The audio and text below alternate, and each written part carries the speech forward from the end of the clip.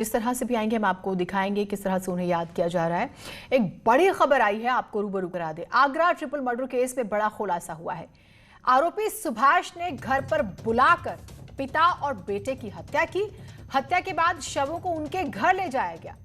वहां रामवीर की पत्नी की हत्या की गई और तीनों शवों को आग के हवाले कर दिया गया। पुलिस ने एनकाउंटर के बाद आरोपी सुभाष को गिरफ्तार किया है, क्योंकि जब ये ट्रिपल मर्डर की खबर मिलती है उसके बाद टीमें बनाई जाती हैं, तकरीबन 5, और फिर इंफॉर्मेशन के आधार पर इस सुभाष तक पहुंचा जाता है जिसने ये हत्या की, आरोप लग रहा है, और एनकाउंटर जो है किया जाता है। एनकाउंटर के बाद सुभाष के पैर में गोली लगती है।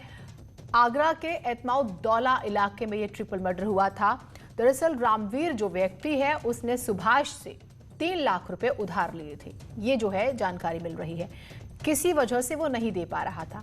सुभाष जो है उसे और उसके बेटे को अपने घर पर बुलाता है, मार डालता है, उसके बाद उनकी डेड बॉडी लेके उनके घर पर जाता है। देखिए जरा ये स्थिति देखिए, क्राइम और कितनी बर्बरता से किया गया। वहां पर डेड बॉडी रखता है और फिर उसकी पत्नी को बुरी तरह से मार देता है। उसके बाद तीनों की बॉडीज को है जला देता है। देखिए जरा, मतलब इसे आप हौसले बुलंद कहिए, कोई खौफ मत कहिए, या किस तरह से अपराध बर्बरता के साथ किया जा रहा है।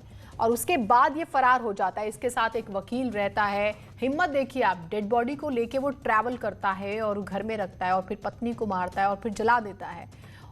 लेकिन पुलिस इस तक पहुंच जाती है, टीमें गठित की गई, क्योंकि बहुत बड़ा चैलेंज था ट्रिपल मर्डर हो जाना इतनी बर्बरता से।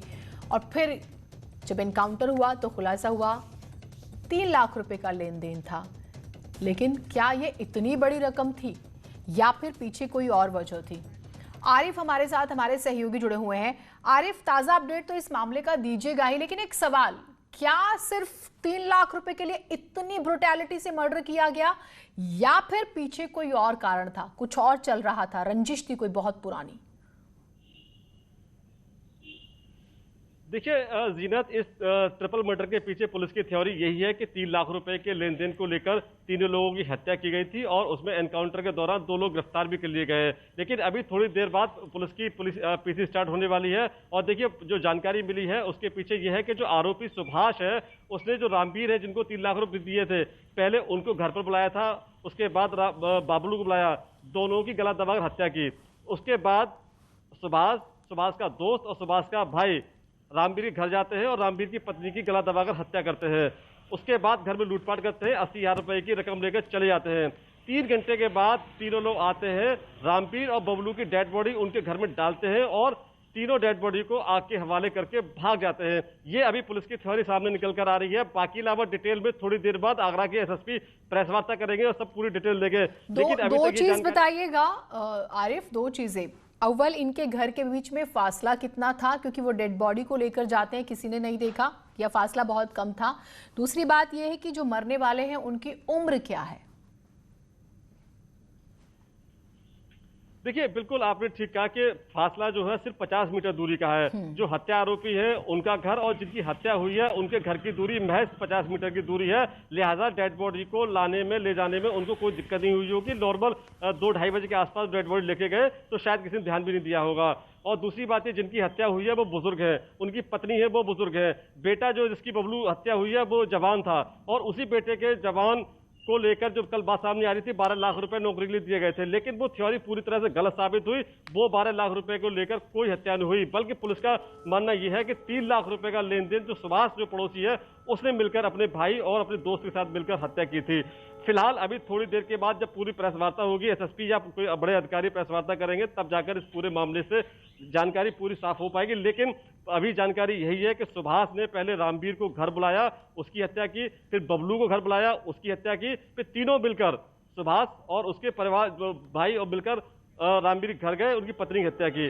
अभी फिलहाल पुलिस यही जानकारी दे पा रही है। बाकी थोड़ी देर में जीनत सभी बात जो है, जितने भी सवाल पूरा परिवार खत्म कर दिया गया। 3 लाख रुपए का जिक्र हो रहा है और ये थ्योरी भी कितनी सच्ची है, इन्वेस्टिगेशन का पार्ट है अभी, क्योंकि कल 12 लाख की थ्योरी आई थी, आज 3 लाख की आई है।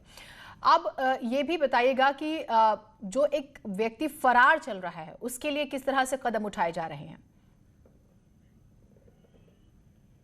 देखिए रातों रात में तीनों अपराधी यानी जो कि जिन्होंने कत्ल किया था सुभाष का दोस्त और सुभाष का भाई, ये तीनों एक ही बाइक पर भागने की कोशिश कर रहे थे और पुलिस ने उनको दबोचने की कोशिश की।